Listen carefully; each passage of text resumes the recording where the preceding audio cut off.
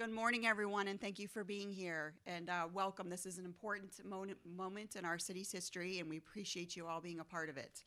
This morning, we have with us the Honorable Circuit Court Judge Kyle Cohen, who will be proceeding over our activities this morning. And with him is our City Clerk, Mike Sheffield, will be joining him as we move through the oath of office for the City of Bonita Springs.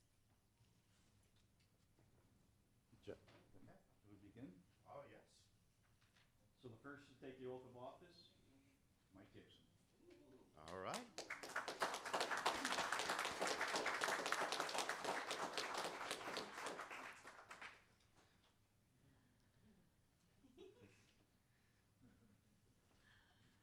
All right, put your left hand on the Bible, right hand in the air. I, Michael Stephen Gibson, Jr., I, Michael Stephen Gibson, Jr., do solemnly swear do solemnly swear that I will support, protect, and defend that I will support, protect, and defend the Constitution and government of the United States the Constitution and the government of the United States and the state of Florida, and the state of Florida, and that I am duly qualified to hold office and that I am duly qualified to hold office under the Constitution of the state, of the Constitution of the state, and that I will well and faithfully perform and that I will well and faithfully perform the duties of Mayor of the City of Bonita Springs, that I will dutifully perform the duties of Mayor of Bonita Springs, on which I am now about to enter. of which now I am about to enter. So help me God. So help me God. Congratulations, Mr. Mayor.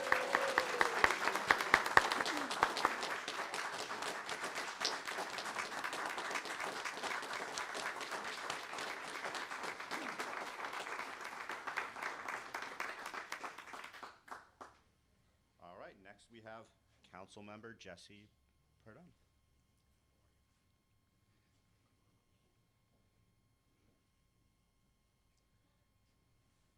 All right, left hand on the Bible, right hand in the air.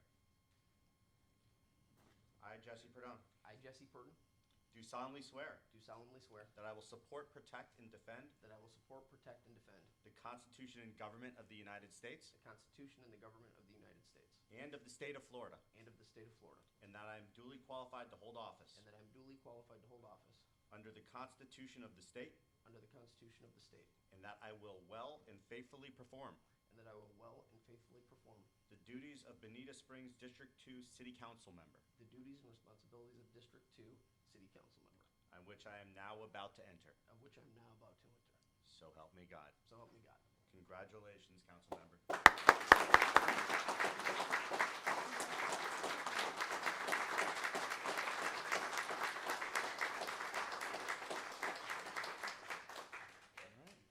Next, we have Council Member Chris Corey.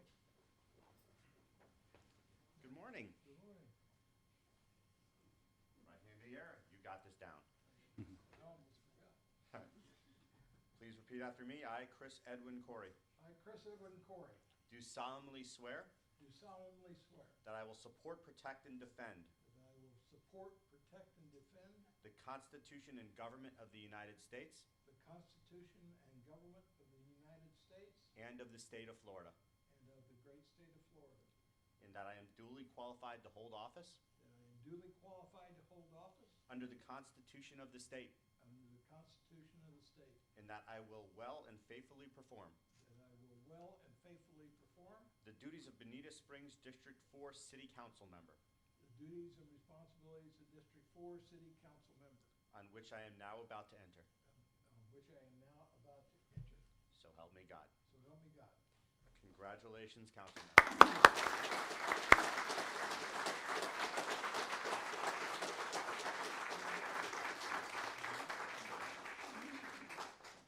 And last but not least, James Fitzpatrick.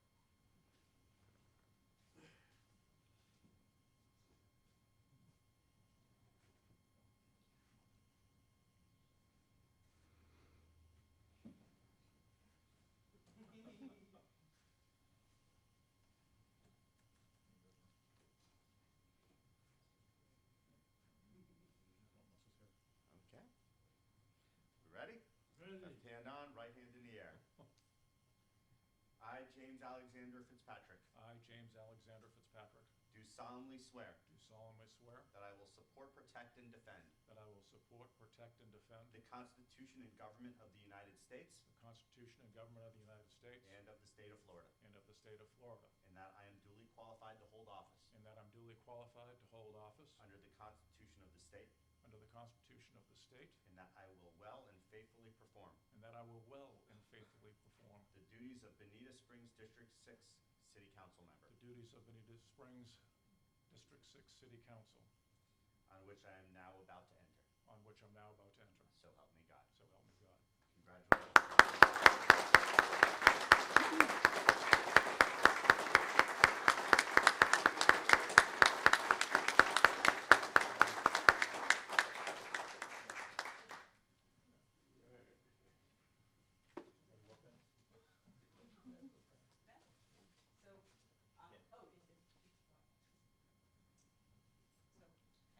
At this time, we're going to take a brief pause for a moment. There is going to be a city council photograph, and then we will move into the regular city council meeting starting promptly at 9 a.m. Thank you. Thank you for joining us this morning.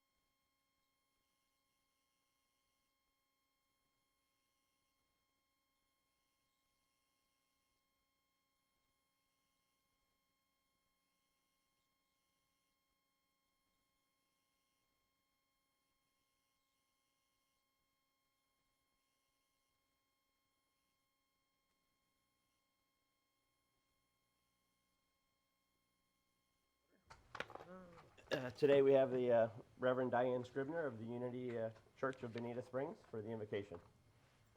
I just want to preface this by saying I love that you all trusted that he was actually putting the correct name in front of the correct person as we began. It's an honor to be here on this day when you have just been sworn in to oath of office to serve here at Bonita Springs. And yes, I'm Reverend Diane Scribner from Unity of Bonita Springs Church, which began in 1998. And they got their building in 2005 on Imperial Parkway. And it's just a beautiful place where we practice spirituality and practical Christianity. So thank you so much. I want to bless Mike Gibson and Jim Fitzpatrick, Chris Corey, and Jesse Purdon as we begin this invocation today. We bless you and your families as you serve this beautiful community that keeps this small town flavor and yet has a future that is bright and beautiful. Thank you, God, for blessing each and everyone who's attending here today, those who are in their homes and in this community, for this is a place where we would practice the presence, the one presence of God here in this beautiful, beautiful part of Florida. And so bless this meeting. May all your decisions be informed. May you focus with deliberation, agree to disagree, and understand that every decision you make is to move this community forward in terms of kindness, compassion, understanding. And so may you make those decisions with clarity, focus, ease, and grace, this day proclaimed in the name and through the power of all that is. We thank you, God. Thank you, God. Amen. Amen. Join me in the Pledge of Allegiance. I pledge allegiance To the flag of the United States of America and to the republic for which it stands, one nation, under God, indivisible, with liberty and justice for all.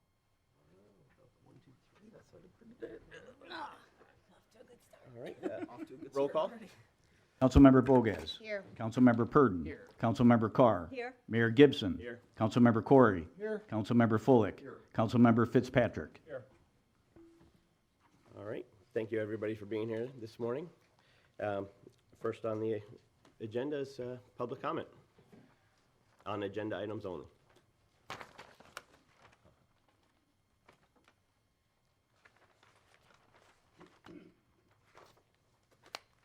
Good morning. Derek Botana, representing the Historic Society for Bonita Springs. I would like to comment on Section 11, Item A, the discussion about the Bonita Springs Elementary School.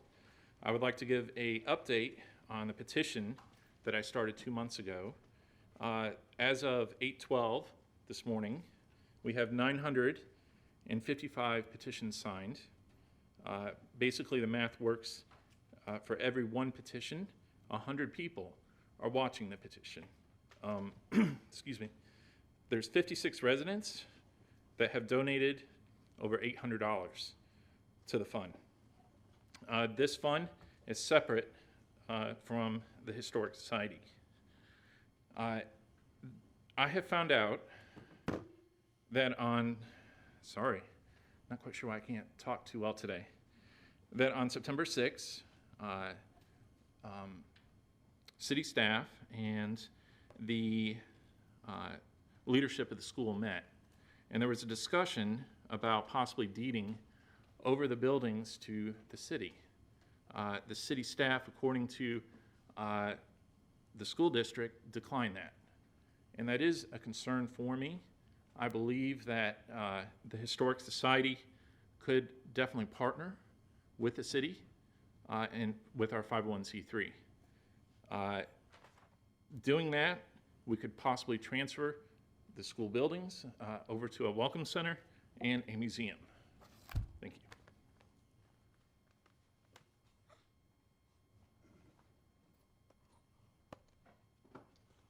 you. Good morning, Mayor, council members. Good morning, Dwight. For the record, Dwight Usman, Paradise Road area.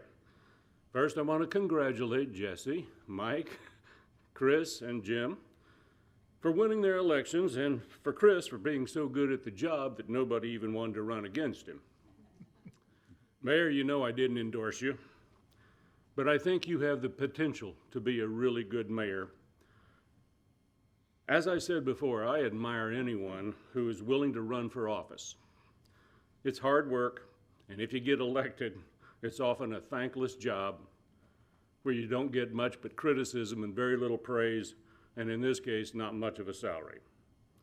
I also want to mention that letter that you got from the school board about tearing down the old school. Maybe it's just me, but it sure sounded like it was a little rude and condescending. Are they really too busy to even meet with you? It's not even signed by any one person. And that $10 million price tag, that sure sounds like, just to fix up the facade, sounds like some number they made up. Do they have any kind of facts to back up that number? I did some calculations of my own. Our city tax rate is 0.847, and with a homestead exemption, you get a $50,000 deduction. And so our real estate taxes are about $14 million. County and state real estate taxes are 5.286, with only a $25,000 homestead deduction, which is 6.24 times greater. So that makes the estimate that Bonita Springs residents pay about $87 million in school taxes. I went to the website and I found out how many students are in each school, and I'll just run down real quickly. High school has about 1,543, Bonita Springs Elementary 555, Oak Creek Charter 586, Bonita Springs Middle 807, Spring Creek Elementary 661, and Bonita Springs Charter 1,300. That's a total of 5,452 students. So we send Lee County about $15,818 per student. I couldn't really find a current number, but it would seem that Lee County spends $9,000 to $10,000 per student. I urge you to have someone confirm all these numbers, but it sure seems like Bonita Springs subsidizes other areas. So I thought, why don't we tell the school board we'll form our own school district? And then I found out we can't do that. But we could form our own county. Think about that. Thanks.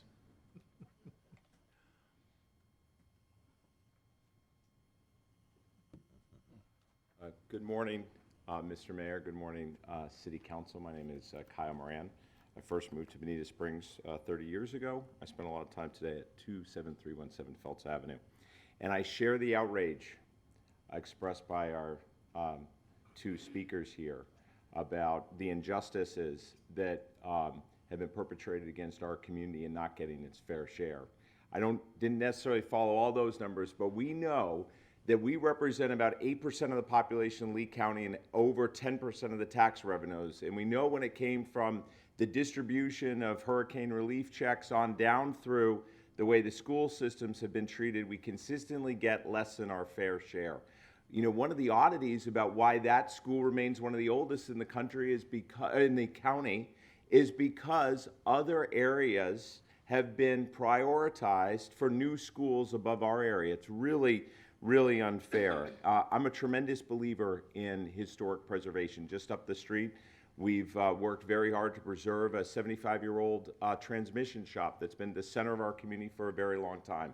It too has a beautiful facade and an old original tin roof. The cost to keep that building was probably about 50% more than the cost of tearing it down and building new.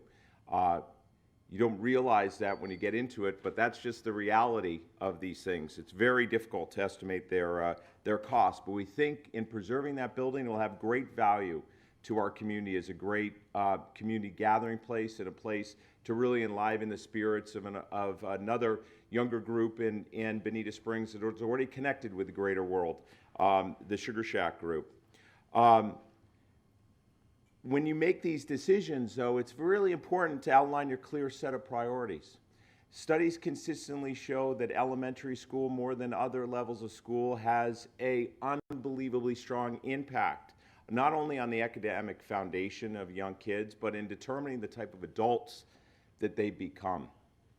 So as we look to push Lee County to spend, whether it's $10 million, I've heard even as much as $40 million, we've got to ask ourselves, Do we prioritize that on preservation? Do we prioritize that on education? Our own budget, before the great grant work that Arlene and Ellie and her staff accomplish, is about $14 million annually. Well, that makes $10 or $40 million really, really costly. So we absolutely need to demand our fair share from Lee County. I think we have a council as capable as any other council that have preceded you in making sure that that's the case. When you do so, we need to communicate with a very clear set of priorities. And we need to know what that number one priority is. And I challenge you, should it be anything greater than the education of more than 500 of our young children? Thank you.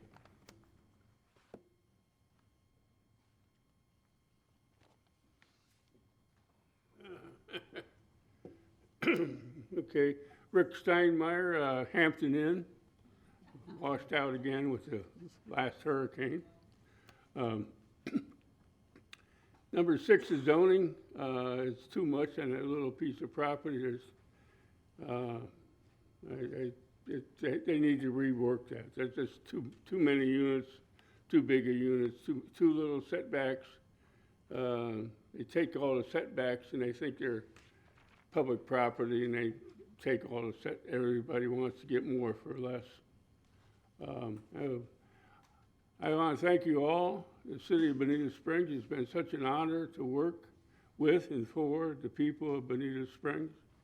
I'm looking forward to the future with Mike, a friend of mine, and we're going to do good. The city's in good shape financially compared to what it was 4 years ago when I came in. We've gained a lot of grants, and we're set for the future. So thank you again. Thank you. Thank you, Rick. Any others? Good morning, everyone. Good morning. This is my first time, so please bear with me. Be a little patient. I would like to talk about item 6, the zoning of that 8 acres. Actually, should we hold that for? It's the next thing on, but everybody's supposed to be sworn in Well, then before. And I apologize, I didn't want to cut off Mayor Steinmeier, but we can incorporate his comments. Okay. Okay. Yeah, but it'll be next up, so thank you. Anyone else on the remainder of the agenda items? All right, seeing none, Mr. Sheffield, would you like to read the title into record?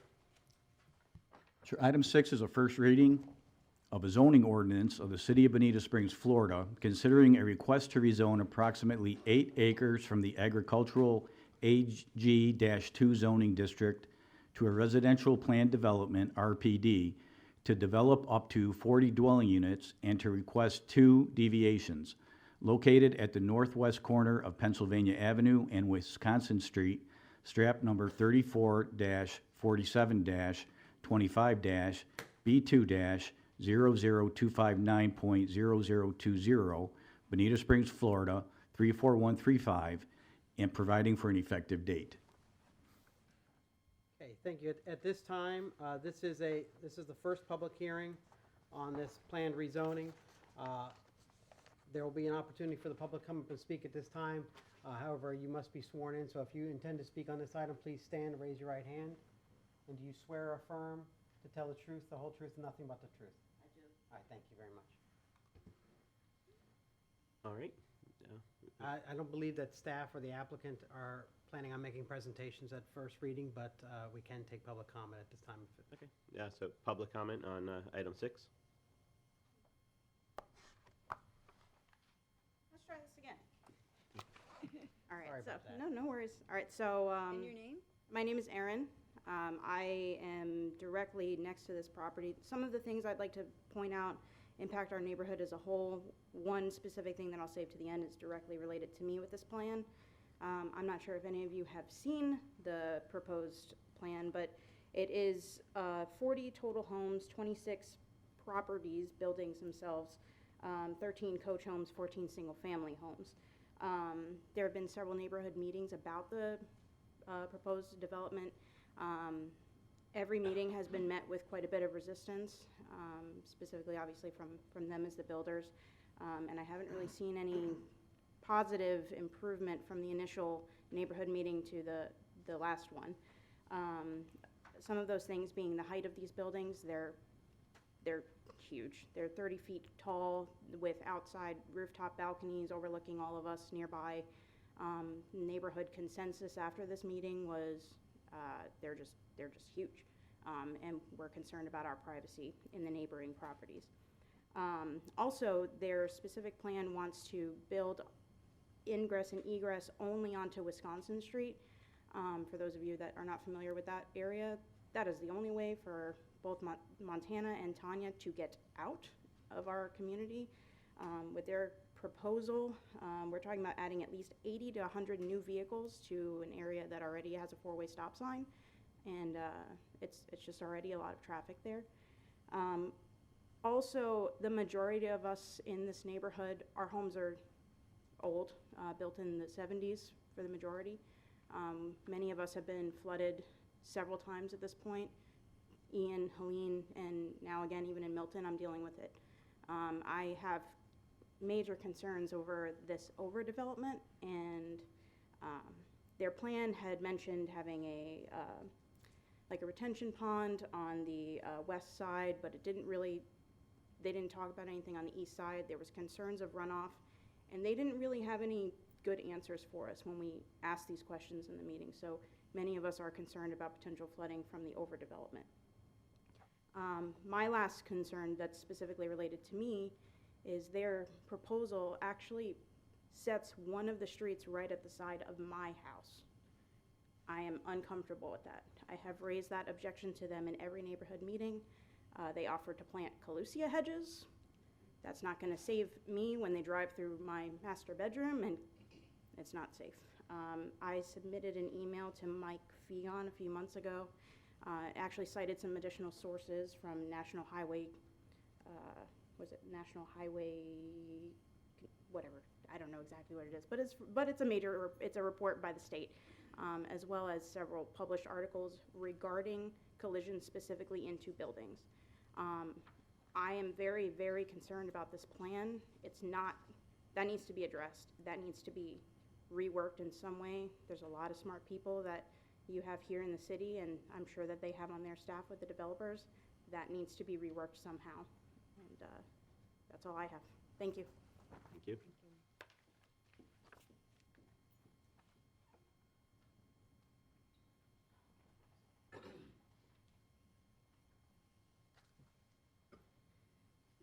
Hello, my name is Colleen. I live on the corner of Wisconsin and Pennsylvania. I've been there 24 years. I have been flooded more times than you can count.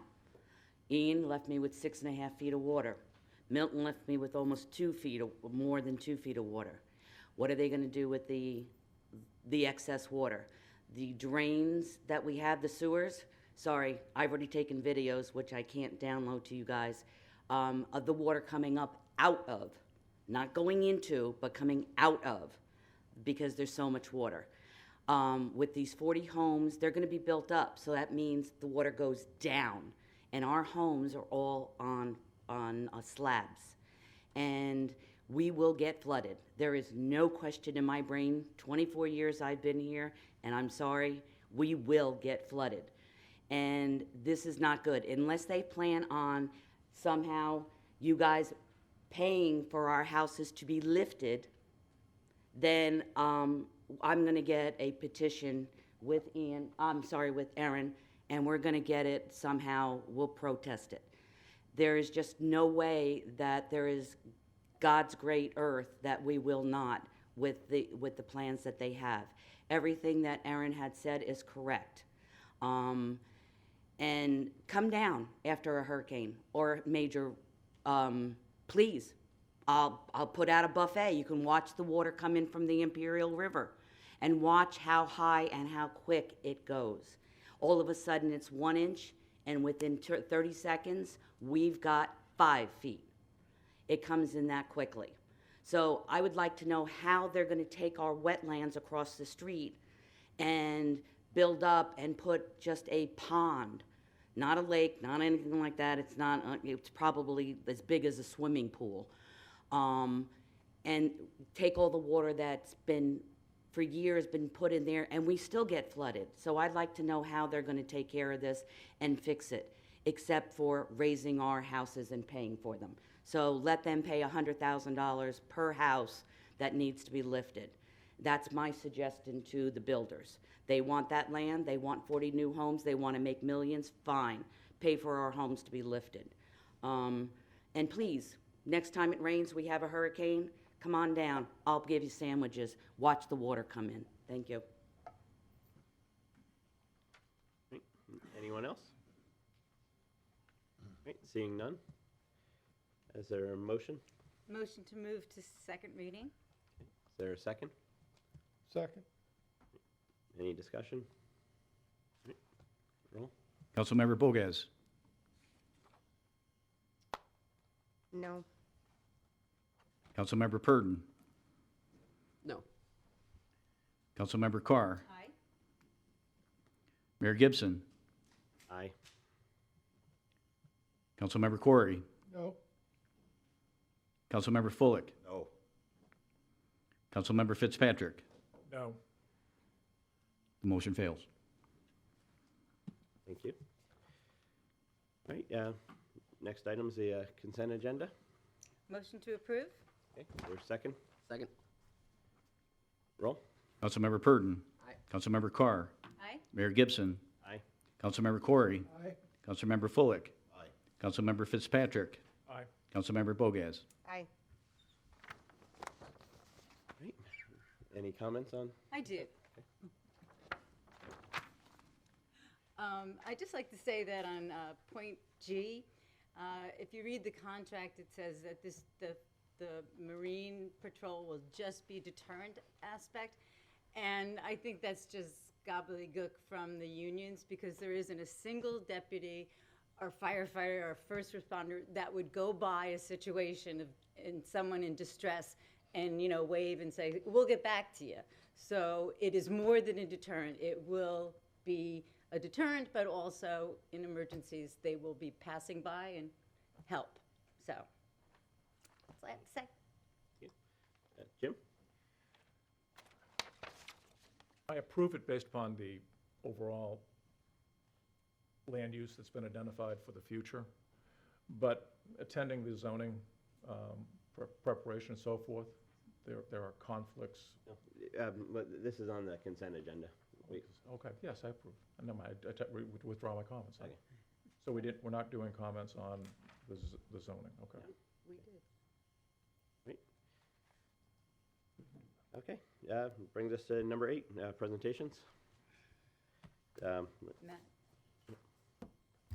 Mr. Mayor, we have Nick Harrison and Rich Zielinski from American Structure Point. They're here to give you a presentation on the Goodwin Street project. It's been an ongoing project.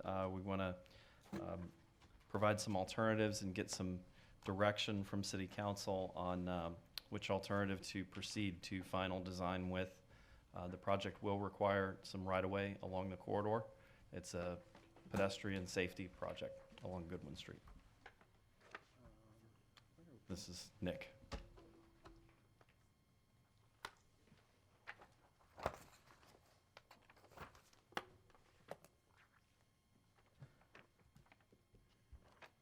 Good morning, Mr. Mayor and Council.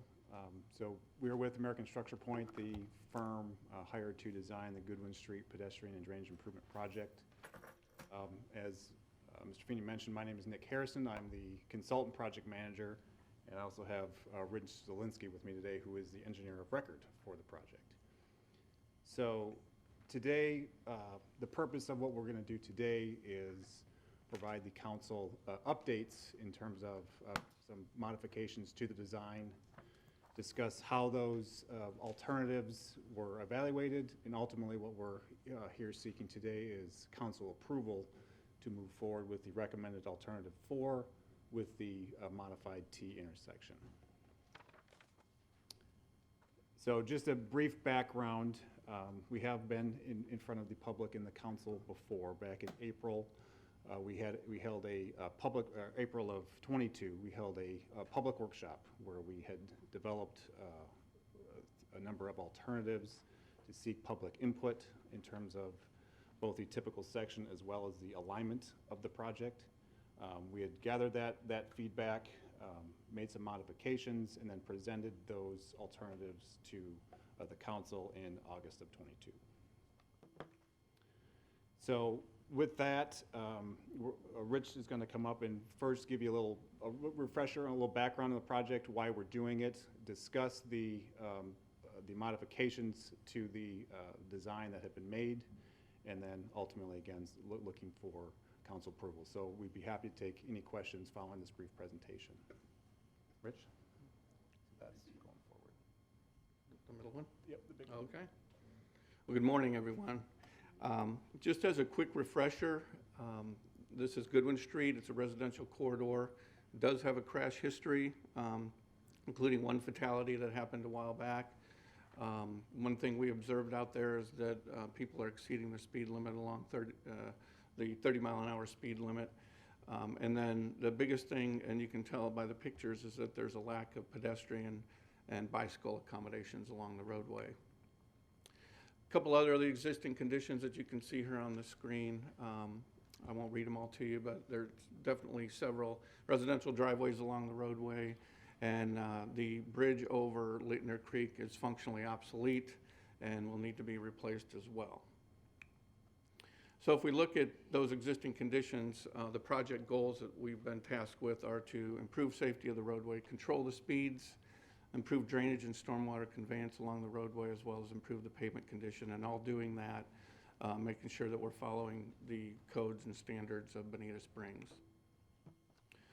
So how do we achieve those goals? Well, there's a couple ways that we've been working on this design of the project. One is to enhance the typical section of the roadway to make sure that we do safely accommodate all the modes of transportation, as well as improve the roadway drainage. And then other things we plan on doing are instituting some traffic calming measures. And again, I won't read them all, but they're listed all on the screen. The biggest change from what you may have seen previously is the modified T intersection at Matheson Avenue. We had a roundabout there previously, and I'll talk a little bit more about that in a moment. One of the things that guides us through our design are these factors called the Frenzel factors. They're basically just our guiding principles to make sure that we design the project to the best that we can for the city of Bonita Springs, and those items are listed here. We look at different alternatives, safety considerations, make sure we're consistent with long-range and area planning, make sure we don't adversely impact environmental things out there, and then we obviously account for cost. So early on, what we had presented for the project were 3 alignment alternatives, the first 3 that you see here. Basically, what we ended up with was an alignment that would be similar to what's out there today in terms of staying along the center line of the road. But as we got in and refined our design, we developed what we're calling alignment 4 here, which is a little bit more of a meandering alignment. And by doing that, we were able to balance impacts and reduce impacts to the greatest extent possible. So right now we're proposing alignment 4, and we'll come back to that in a minute. This is just a comparison of the right-of-way impacts of the alternatives that we've looked at previously with alternate 4 in there, and you can see that impacts to right-of-way are minimized and lowest with the alternate that we'd like to move forward with. We also looked at, in terms of alternatives, several typical sections of the roadway. I'll walk through these briefly. At first, we had a shared travel and bike lane on the roadway with sidewalks on either side. We had looked at basically having separating the pedestrians and the traffic by putting a shared use path on one side and a sidewalk on the other. Note the 10-foot shared use path there. Then we also had an option where we had a bike lane on the roadway with sidewalks on either side. As we came back to, we got feedback from the first public workshop, and we came back, and what we ended up with at that time was what we're calling Alternative 2 Modified. And it's basically the same as Alternative 2 before, but we were going to use an 8-foot shared use path instead of a 10. So we still separated the pedestrians and the bicyclists from the oncoming traffic. Again, though, as we got into our refined design, we saw that we needed to do a few things to additionally minimize impacts and make sure we were safe. One of the biggest things, and I'm not really good with using all this technology, so I'm just going to point right here. But one of the things that we did is, instead of having a consistent 5-foot buffer through the entire roadway, we needed to vary that a little bit. And the reason we had to do that is because we needed to provide what we call safe sight distance for people that were backing out of their garages, and making sure that they were able to see someone who was on the path or the sidewalk. So in areas where we couldn't get that, it's a 20-foot dimension, where we couldn't get that dimension, we moved that sidewalk or path closer to the roadway. That's one of the things we did. The other thing we did is to minimize the actual right-of-way acquisition along the roadway, we utilized temporary easements for construction instead of making that permanent right-of-way. And we also are utilizing permanent easements for drainage maintenance in the future, instead of making that permanent right-of-way. Then the third thing that we have changed since and updated since the last presentation you saw is we originally had a roundabout, as you see on the left side of the screen. And as you can see, there's some significant impacts to the east side of the roadway at Matheson, as well as impacts to the southwest and northwest quadrants. We actually came up with a modified T intersection and working with the city, and it can accomplish all the same things that the roundabout does as far as traffic calming and slowing traffic down, but with much less impacts. As you can see, there's no right-of-way required on the east side of the road. We're able to save in some permitting issues that we were going to have on that side of the road, as well as diminish the impacts to the southwest and northwest quadrants to the greatest extent possible. I mentioned the Frenzel factors earlier. As we looked at these new alternatives, we wanted to go back to all these factors and make sure that we weren't that we were adhering to all those and not violating any of those things. So safety considerations, nothing has changed in terms of the enhanced safety along the roadway. In terms of accommodation of those pedestrians and bicyclists. The only thing that's really changed is that modified T intersection, but again, it's an alternative safe intersection to the roundabout with less impacts. We, in terms of the long-range planning, Frenzel factor, again, the bridge has reached its design life, and we're going to replace that as part of the project, and that new bridge will accommodate the new typical section of the roadway as well. And we will obviously continue to be consistent. Our design is completely consistent with all of the ordinances and statutes that Bonita Springs has related to these things that are on the screen. Environmental factors, again, nothing, no additional impacts at all based on our design that's been tweaked. All of the permits are going to be secured here. We're very close to being at the tail end of the permitting process, and those permits will all be secured before the project ever goes to construction. Cost is the last Frenzel factor, as you can see on the screen here. This is just basically looking at all the alternatives. And obviously these are relative costs, but with the tweaks that we've made and refinements that we've made to the design, we're going to end up with the most economical project that we can. If we look at the overall, all the alternatives versus the Frenzel factors that this is just a table that shows that alternative 4, which is the revised meandering alignment, the new typical section where we've minimized the footprint to the most extent that we can, and using the modified T intersection, that if you compare all that with the Frenzel factors, that it actually is the recommended option and the best option.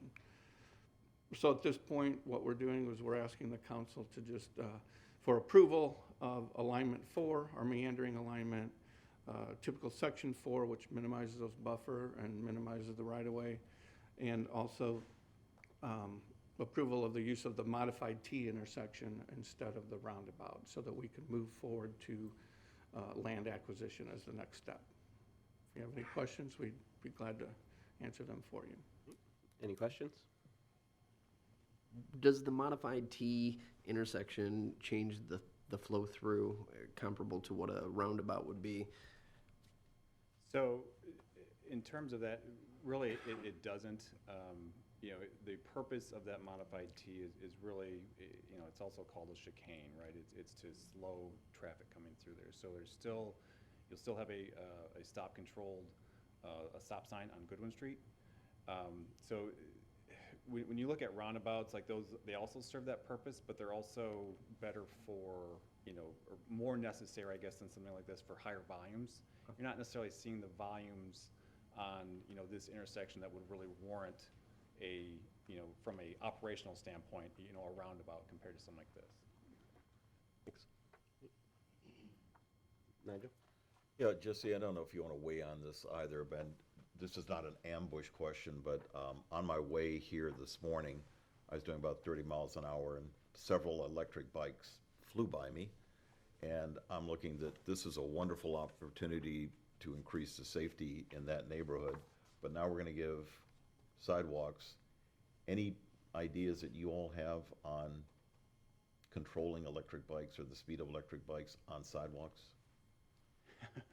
Ambush question, right? Yeah, No. yeah, right. That's an ambush. Would love to hear some input from you.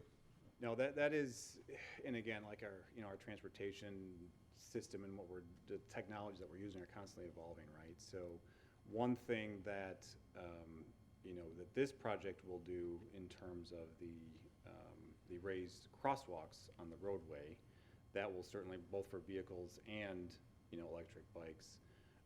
But on the shared use paths themselves, you know, there could be opportunities to, you know, look at alignment adjustments to, again, try to do something for them to slow down. But in terms of the electric bike, I mean, they kind of behave it as a vehicle. So, you know, even though a lot of those vehicles, you know, really should be more on the roadway. But so I know that's probably not the best answer you're looking for, but that is something that we can certainly consider. And even if there's, you know, vertical deflections and things that we could add to the path, That's what I was thinking. that could help, you know, similar to what we're doing on the road. That is something that we could look into. Almost a you know, think of it as a speed table on the path, which you wouldn't normally need, right? But to your point, you know, if you do have vehicles, you know, like electric bikes that are traveling too fast, that is something that we could look into. Oh, we've got future projects coming up, and we're going to have that same issue, and it really is becoming a problem. Yep. Thank you. Is there a possibility, maybe, I don't know if this is something that people have thought about, but an e-bike lane within the sidewalk, something along those lines? Because the problem, the state's circumvented this, so we can't do anything about it. We can't tell them they can't do it. So if it's a situation whereby they're gonna be on the sidewalk regardless, Yeah. is there a way to, you know? So I don't know that there's a way to necessarily, to your point, like require them to use certain things, but, you know, often you'll see on trails and shared use paths, like, you know, designated areas through paint, like you know, a painted way for this is where your pedestrians go, and a painted way for this is where your cyclists go.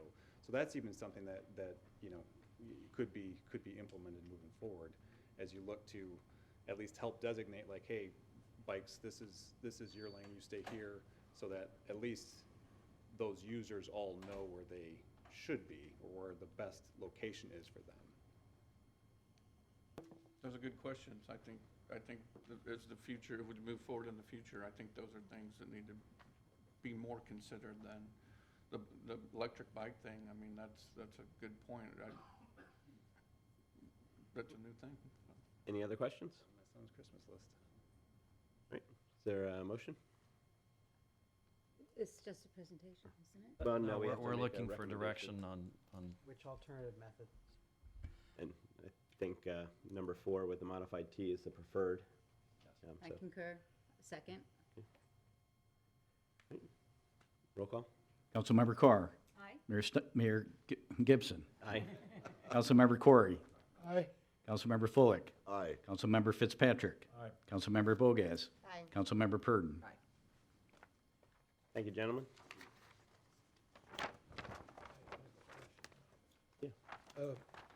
And I just want to get a clarification, Jesse, on your statement that the state inhibits our ability.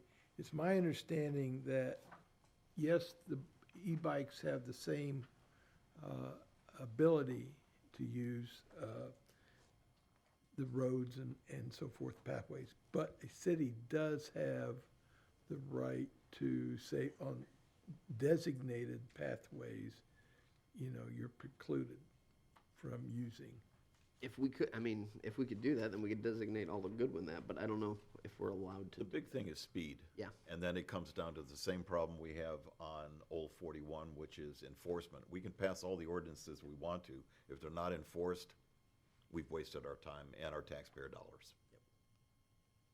Yeah, but I would think, well, Derek, maybe you could clarify because. Yeah, as a quick shorthand, and I haven't looked at the statute recently because it's been amended many times, but the general answer is that where you allow bicycles, you have to allow e-bikes up to certain classifications.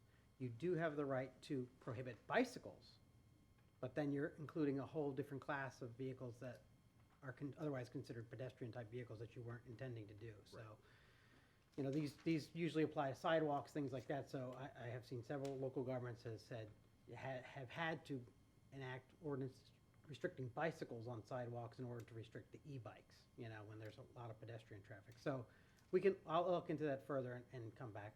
Yeah, I would appreciate your looking at, and I just pulled it up here, section 316.20655, 316.20655 of the Florida statutes. So Maybe also, who is the bicycle pedestrian committee? They may have some thoughts on that, because I mean, I don't necessarily want to throw the baby out with the bathwater, but I mean, the idea of being able to clear them out of the sidewalks is great, but I don't want to hurt all the other regular bicycle people. But I guess people on the bicycle pedestrian committee who are bike people might be more versed and thoughtful in this area. Well, the bicycles and the electric bikes, we know part of our workforce is using that to get to and from. We appreciate that. We know how important that is. It's just a safety factor. Derek, you brought up something. You said there's different classifications of e-bikes. Correct. There's, I believe, under 25 miles per hour is one class one. Three classes, pedal assist only, throttle and pedal assist, and then pedal assist going faster than 20. Some states allow up to 28 miles an hour. But then there's also bikes that you can buy online that they're supposed to be off-road use only that do like 40 miles an hour. So Yeah, I saw one this morning. yeah. All right, so moving on, number 9.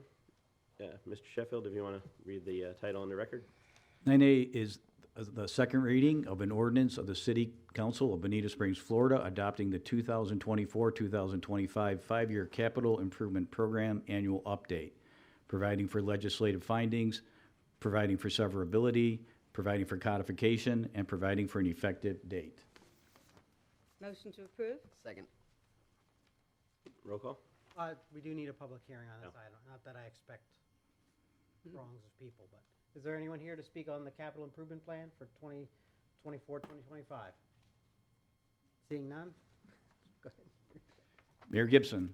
Aye. Councilmember Corey. Aye. Councilmember Fullick. Aye. Councilmember Fitzpatrick. Aye. Councilmember Bogas. Aye. Councilmember Purdon. Councilmember Carr. Aye. Yes. Just for the benefit of those citizens that are here in the room and watching on TV or online later, I would point out that over the next 3 years through September 2027, there's going to be about $200 million of capital improvement programs that are addressing each of the strategic priorities of the cities. And it's going to be quite a bit of construction improvements, capital improvements made. And if you have a copy of the agenda for the meeting and the attachment to the agenda, you can look, make a note to look at pages 99 through 109.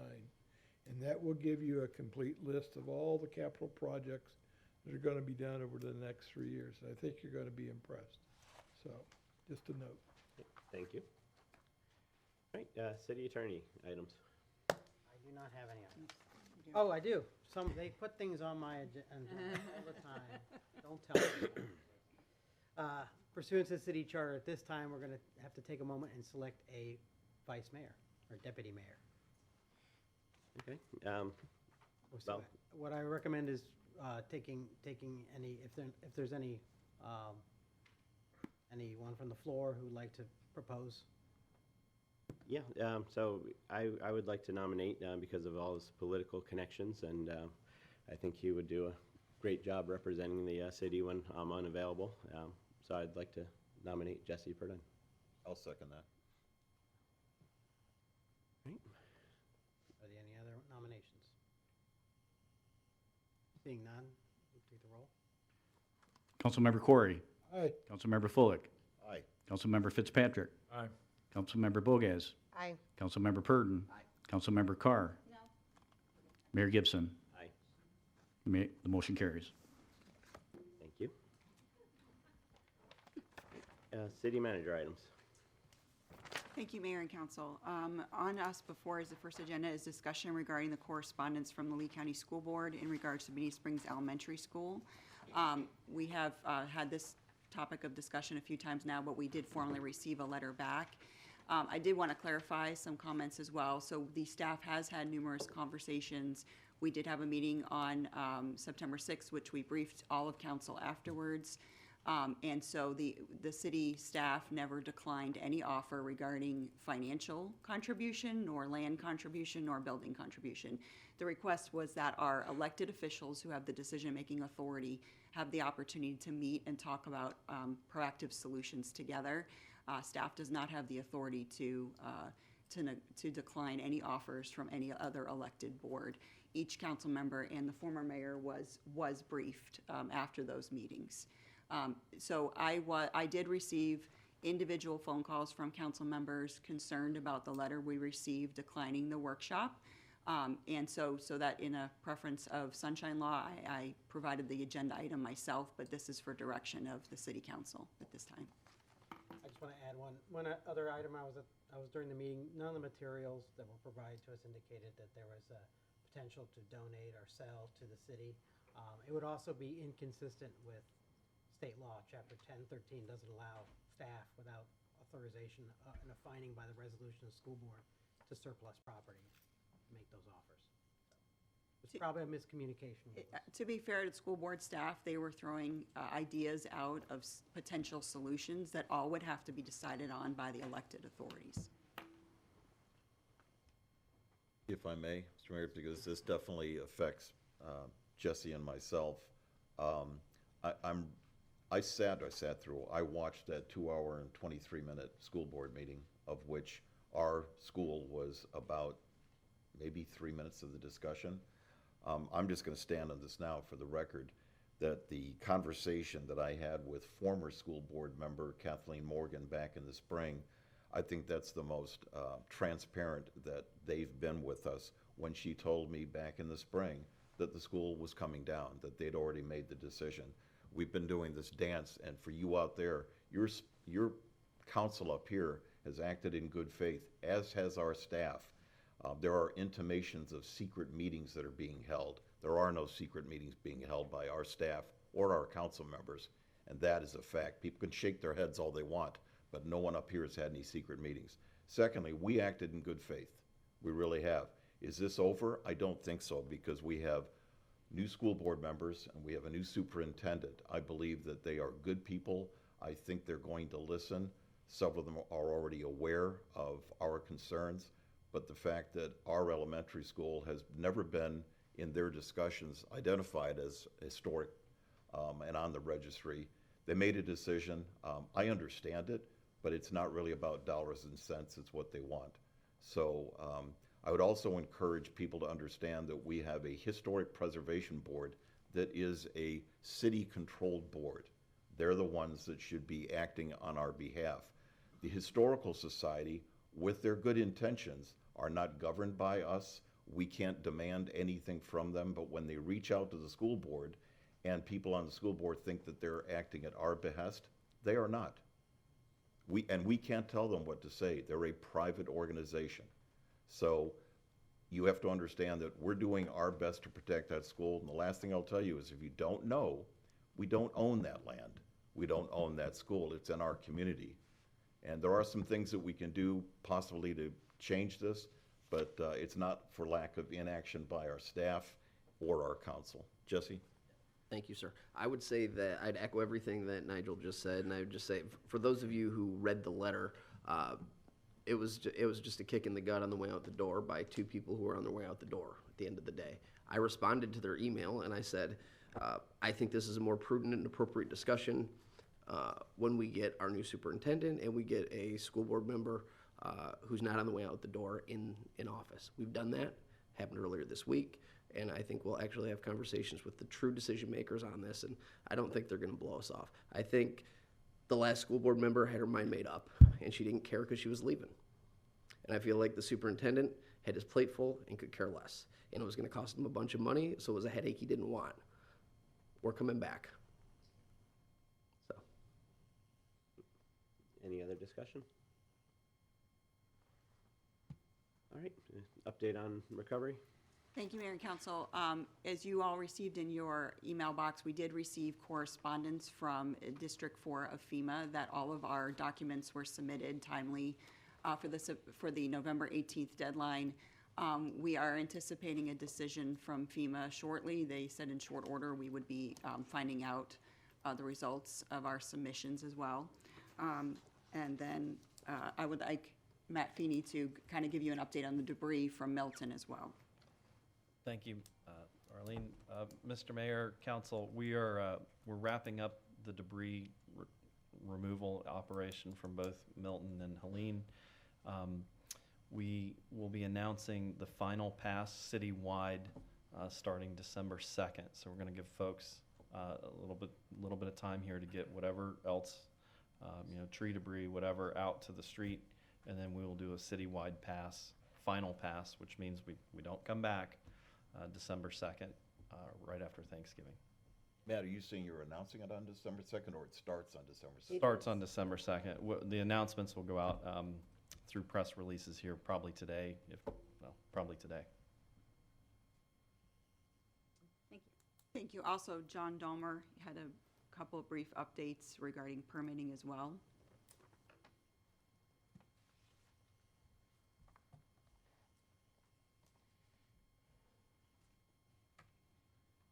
Morning. So we are continuing to waive our building permit fees for hurricane-related damage, and those permits tend to come in, we've modified some, our applications so that they're a little clearer and a little easier to follow. And I guess they're having an effect. We've already been asked by several other communities what we're doing, so we've sent those off. So I would expect to see very similar forms in other places. So other than that, our permit activity tends to be a little bit higher. We've been averaging somewhere between 150 and 250 inspections a day. We've had several days where we've been well over 300. So while all of those are not necessarily hurricane related, they are indicative of everyone trying to get properties back in order for season. So I don't know if there's any other questions or thoughts. And also a reminder, January 31st is the date that the sunsetting of the waiver of the hurricane-related permit fee. So we'll be getting out public notice, continue to provide public notice on that as well. Another agenda item I'd like to discuss with council and be able to pass around a letter as well is we understand that Lee County Chairman Mike Greenwell provided a letter to Florida Department of Emergency Management Kevin Guthrie regarding the FEMA funding for home elevation. If you recall, we have also put in a request for FEMA funding for optional home elevation program and funding. It was a letter encouraging the funding of that support. If it's of council's desire, we will draft a letter for the mayor's signature and circulate it first if it's a letter of support for the funding of that program. Absolutely. Absolutely. And my last other update is we're aware that March 4th is the begin of the Florida legislative session. So in short order, we would like to start workshopping our legislative asks and priorities. So we may be reaching out for a workshop even before a general workshop. We'd like to also do some general strategic planning workshops as well, but we may need to spend a little extra time kind of delineating through our strategic priorities for the legislature so that we're prepared when the delegation meeting comes and they ask for the representation there. Thank you. All right, Mayor and council member reports. We'll start with Councilwoman Bogas. I really don't have anything. There's congratulations to Mike, Jesse, Chris, Jem. It's nice to have everyone here, and wish us all the best up here. But that's all I have. Jesse? I very much appreciate the deputy mayor role, Mike. And congratulations to Jim, Chris. One thing I did want to mention that wasn't on the agenda, and I think we'll get to address it more carefully next time, and I think he might have let Blake leave. Blake, okay, so formerly known as Captain Blakely, who runs our South District for LCSO, was promoted to Commander Lee. So we're very proud of him. It just happened, so we'll probably recognize it at our last meeting. I was hoping to catch him before it was over, but that's all I've got. Thank you. Councilwoman Carr? I'm good. Okay. Councilman Corey? Just to note that the legislative delegation that covers our portion of Southwest Florida will be hosting a meeting at Florida's Southwest State College on January the 9th at 9 o'clock. And it ties into what Arlene was talking about with respect to legislative priorities. I think while we're coming up with what those legislative priorities are, we also need to make plans on who is going to make the road trip up to Tallahassee to meet with the various legislators and so forth. Second, I mentioned at the last meeting we needed a resolution for the tech committee to go ahead and start working on trying to improve cell phone technology, cell phone service in the city. It's designed to give them something to show the companies that we're serious about this and that they have the approval of council. So I would like to make sure that's on the agenda for the next meeting, that we take care of that housekeeping matter on that part. That's all I got. Thank you. Councilman Felk? Mayor Gibson. Just a couple things. One is the two folks I think are still here from the Pennsylvania, Wisconsin area, and delighted that you're here, and some of your neighbors also reached out to me, so that you do know I am your councilman, and you can reach me anytime. But we do have in our plan a pretty impressive project that staff has come up with to improve Pennsylvania and that whole area as far as flooding goes. So your comments are taken, but your neighbors have been a little bit ahead of you, and we're working on it. I want to thank council members that were at the Veterans Day ceremony. I heard from Wink News, they said that we had over 500 people. Our new councilman was kind enough to bring a 98-year-old World War II veteran that he's somehow related to, who was also here today. It was a wonderful ceremony. The bagpipe band, some folks had never heard bagpipes live before, and it was fun watching their faces, but a great day. We honored our veterans the way we have done here in Bonita, and Lieutenant General Bloom made a great comment. He said, I have not seen a city do it this way before, and he was so complimentary. So staff did a great job, and our city did a great job, so thank you. Thank you. Councilman Fitzpatrick? And I do want to thank Nigel for recognizing my father-in-law, Dan Rossi. It was a very special day for him, a magic moment for my wife, and so, again, thank you very much, and it was one heck of a show. I won't go on and belabor points after today, but I do want to take this opportunity as the new council member for District 6 and just kind of level set where my head's at and what I'm looking to support and do on behalf of my constituents. From a statistical standpoint, we had about 6,300 voters go to the polls, or about 70% of the voting, active registered voters in the district that voted this past November 5th. And of our registered voters, we have over 2,415 voters which did not vote 4 years ago. So the complexion, the diversity, the breadth of the different people coming into our city has dramatically changed when I first came back here in 2014. regardless of how they cast their ballots, I want to thank the voters for allowing me to represent them for the next 4 years. And I will also represent on behalf of the hundreds of homeowners that make our city and District 6 their second home that don't vote. For my benefit of my fellow council members and our mayor, our residents and homeowners love our city and the quality of life that brought them here. But they've expressed some concerns about the quality of life being impacted by the unprecedented growth in our district, particularly increased traffic congestion, the increased risk of flooding, and the impact of, on our remaining undeveloped land and wildlife. Specific concerns which were raised by constituents and voters during my campaign all centered around, again, the proverbial issue of traffic congestion. And as I told them, I can't wave a magic wand and make it disappear. But their major concern is the congestion around I-75 and Bonita Beach Road, as well as the increased traffic on East Terry Street. The increased risk and concern about stormwater and the flooding to be potentially caused by the 1,100 new residences currently being constructed within our district, as well as the Midtown Center. The rumor started floating about the rerouting and the extension of Route 951, which is clearly a major concern between Collier and Lee County, which I have to get to the bottom of as to where that's going and to paint the true picture as to what the true direction is for that. They'd also like beautification on our Bonita Beach Road east of I-75. They're a little bit jealous of west of I-75. And lastly, they're looking for kind of a strategic growth and expectation from our council for how we approach the future of our city going into the next 25 years.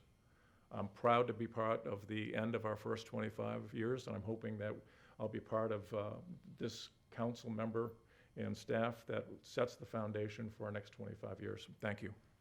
Thank you. So I'd like to start by saying my affirmative vote earlier for the zoning was merely to move it to second reading and not to be construed as support for the project itself, but just, you know, normally we allow things to go to second reading. So, and then I'd also like to mention at the next meeting we should be having a presentation for our previous mayor, Rick Steinmeier. So I hope everybody is able to make it to that one so we can thank him for his 4 years of service. And to all the voters of Bonita, thank you for putting your confidence in me, and I hope not to let you down. Thank you, everybody, for coming to the first meeting. Let's move on to public comment.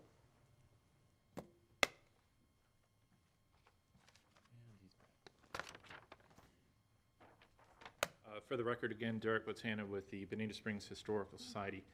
I wanted to address Nigel's comment. The school district voluntarily reached out to the Historical Society, and perhaps a little bit of a confusion pertaining to thinking that perhaps we were the Preservation Board because they couldn't figure out the website.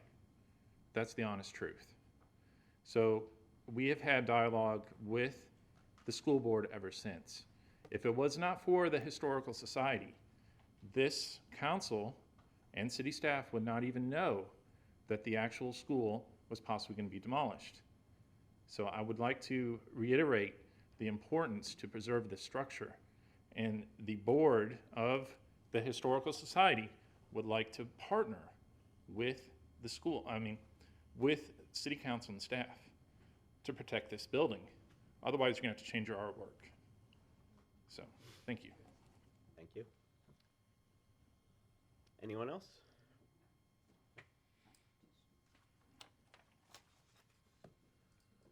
Most important motion.